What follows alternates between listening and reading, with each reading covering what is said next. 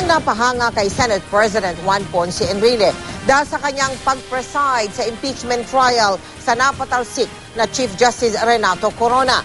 At nabigyan po ako ng pagkakataon na silipin ang kanyang tahanan na isa lamang sa mga bunga ng pagsisikap ng batikang senador. Tara't silipin po natin. Sa lawak na 7,000 square meters, sa unang tingin, aakalain mong isa itong bahay na karaniwang makikita lamang sa mga teleserye at pelikula. Pagpasok pa lang sa bahay, iisipin mong nasa Europa ka. Napapalibutan ito ng naglalakihang chandelier.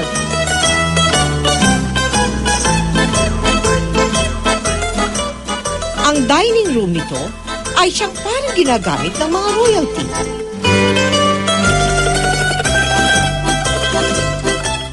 Ang silya, gawa sa dekalidad na kahoy. At ang mga pasilyo'y tila nasa loob ng isang simbahan dahil sa makukulay na stained glass windows. Isang sorpresa ang ipinakita sa akin ng kanyang misis na si Cristina. This is my chapel. Wow! It's a church, Ambassador, more than a chapel. That's what everybody says. Beautiful, beautiful church. What made you rich, being a lawyer or going into business? Both. I got a timber concession in Samar. The price of logs went up to $40. Whoa. Then it went up to $60. It ended up with $120 per cubic meter. Wow. And that's it. That's how I built a fortune for the family. Senator, sino mag-aakala na kayo pala ay dumaan din sa poverty? Maraming tao ang nag-iisip na ako ay kilala nila. Pero hindi nila alam kung sino ako eh. Yeah.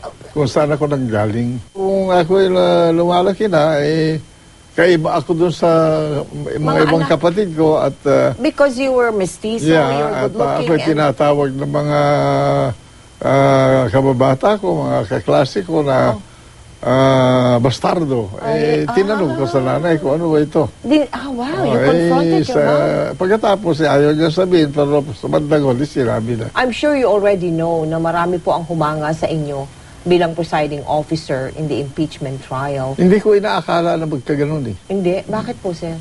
Well, You were just doing a job? I was Is just that how doing you a look job. at That was just one more job that I was going to perform. But I never realized that it will bring me that kind of recognition. And I'm quite grateful and happy and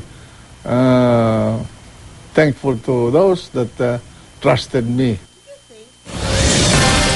Mapapanood po ang kabuuan ng ulat na yan sa programang Powerhouse ngayong gabi sa GMA News TV.